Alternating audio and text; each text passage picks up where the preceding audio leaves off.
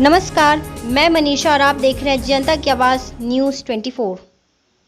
WhatsApp पर आजकल एक फेक मैसेज तेजी से सर्कुलेट हो रहा है। इस फर्जी मैसेज में दावा किया जा रहा है कि भारत सरकार 10 करोड़ यूजर्स को फ्री इंटरनेट सर्विस ऑफर कर रही है ताकि बच्चों की ऑनलाइन पढ़ाई में बाधा न आए। इस फेक मैसेज में वायरल होते ही PIB यानी प्रेस इंफॉर्मेशन ब्यूरो को हरकत में आना पड़ा। PIB ने यूजर्स को इस फर्जी व्हाट्सएप मैसेज से अलर्ट करने के लिए एक ट्वीट किया। ट्वीट में PIB ने कहा कि भारत सरकार की तरफ से किसी प्रकार की कोई भी फ्री इंटरनेट स्कीम को लॉन्च नहीं किया गया है। निशाने पर है जियो, एयरटेल और वोडाफोन आइडिया के यूजर्स। फेक मैसेज में कहा जा रहा है कि सरकार बच्चों की ऑनलाइन पढ़ाई के लिए 3 महीने तक फ्री इंटरनेट ऑफर कर रही है। इस फर्जी मैसेज के मुताबिक सरकार की यह स्कीम एयरटेल, जियो और वोडाफोन आइडिया के सब्सक्राइबर्स के लिए ही उपलब्ध है। मैसेज में यूजर्स को इस ऑफर को जल्द से जल्द फायदा उठाने के लिए कहा जा रहा है क्योंकि इसकी आखिरी तारीख 29 जून 2021 को है। फर्जी वेबसाइट के जरिए हो रहा खेल फ्री इंटरनेट का लालच देकर आपके लिए महंगा साबित हो सकता है। ऐसा ना हो कि इसके लिए इस फर्जी व्हाट्सएप मैसेज में दिए गए लिंक पर गलती से भी क्लिक ना करें। जालसाजों में यूजर्स के साथ फ्रॉड करने के लिए बड़े शातिर ढंग से एक फर्जी वेबसाइट तैयार की है। व्हाट्सएप मैसेज में दिए गए लिंक पर क्लिक करते ही यूजर्स को एक फर्जी वेबसाइट पर रीडायरेक्ट कर दिया जाता है। वेबसाइट और फ्री इंटरनेट स्कीम असली लगे, इसके लिए जालसाजों ने प्रधानमंत्री नरेंद्र मोदी की तस्वीर का भी इस्तेमाल किया है। प्लान चुकाने के लिए एंटर करना होगा मोबाइल नंबर। 3 महीने फ्री इंटरनेट के लिए फेक मैसेज में दिए गए लिंक पर क्लिक करने के बाद जो वेबसाइट आती है उसमें यूजर्स से उनका नेटवर्क ऑपरेटर यानी जियो, एयरटेल या वोडाफोन सिलेक्ट करने के लिए कहा जाता है। नेटवर्क सिलेक्ट करने के बाद यूजर्स से मोबाइल नंबर, उनका राज्य और इंटरनेट प्लान चुकाने के लिए कहा जाता है। 10 लोगों के साथ व्हाट्सएप पर शेयर करना होगा ऐड। सारी डिटेल एंटर करने के बाद वेबसाइट पर मुकेश अंबानी का बैनर दिखेगा। फ्री इंटरनेट ऑफर को क्लेम करने के लिए वेबसाइट इस जियो ऐड को व्हाट्सएप के जरिए 10 लोगों के साथ शेयर करने के लिए कहती है। इसके बाद रजिस्ट्रेशन कंफर्म करने के लिए यूजर्स को दूसरे पेज पर ले जाया जाता है। कंफर्म रजिस्ट्रेशन लिंक करने पर क्लिक करते ही आपको एक फेक सॉफ्टवेयर का डाउनलोड लिंक दिखेगा जो एक मैलवेयर या कोई वायरस हो सकता है। रहे सतर्क, करे सतर्क।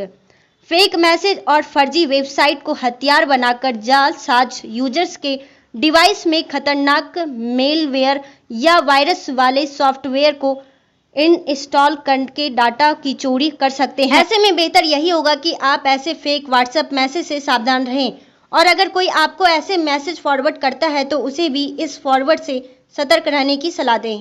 राजधानी पटना सहित बिहार के 17 जिलों में गुरुवार को 1-2 जगहों पर तेज बारिश हो सकती है जबकि बाकी जगहों पर हल्की से मध्यम बारिश होगी। मौसम विभाग ने इसको लेकर येलो अलर्ट जारी किया है। मौसम विज्ञान केंद्र पटना के अनुसार राज्य के उत्तर पश्चिम, उत्तर पूर्वी और दक्षिण मध्य बिहार में अगले 24 घंटों में आंधी पानी के आसार हैं। वहीं पिछले 24 घंटे में राज्य के कई हिस्सों में आंधी पानी की स्थिति देखी गई। पटना में मंगलवार की दोपहर में 1 मिनट तक 80 किलोमीटर प्रति घंटे की रफ्तार से चली आंधी के बाद यह अनुमान है कि तापमान बढ़ने की स्थिति में राज्य में अन्य जगहों पर इस तरह की हवा और बारिश की स्थिति बन सकती है।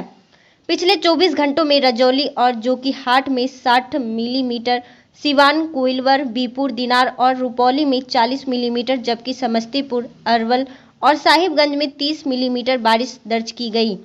अभी एक साइक्लोनिक सर्कुलेशन दक्षिण छत्तीसगढ़ और उसके आसपास बना हुआ है। इसके अलावा झारखंड और बिहार के ऊपर से ट्रफ लाइन गुजर रही है।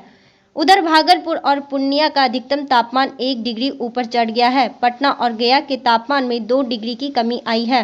पटना का अधिकतम तापमान बुधवार को 34.2 डिग्री सेल्सियस जबकि गया का 34.3 डिग्री सेल्सियस रहा। भागलपुर का अधिकतम तापमान 36.1 जबकि पूर्णिया का 34.1 डिग्री सेल्सियस दर्ज किया गया।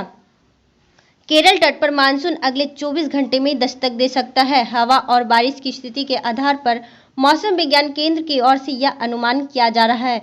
अंडमान के बाद केरल तट पर आने में हुई देरी से कुछ लोग मानसून के बिहार में देर से पहुंचने के आसार जता रहे हैं, लेकिन पटना मौसम विज्ञान केंद्र के अनुसार 13 तक सूबे में मानसून के आगमन के आसार हैं। मौसमविदों का कहना है कि मानसून के बादल आम बादलों से अलग होते हैं। इन बादलों का विस्तार दूर तक होता है। 150 से 200 किलोमीटर तक इनका विस्तार होने से एक साथ कई जगहों पर बारिश होती है। 2 दिन तक दो या 3 स्टेशनों तक एक निश्चित परिमाण में बारिश होने के बाद ही मानसून के आवागमन की घोषणा मौसम विभाग द्वारा की जाती है।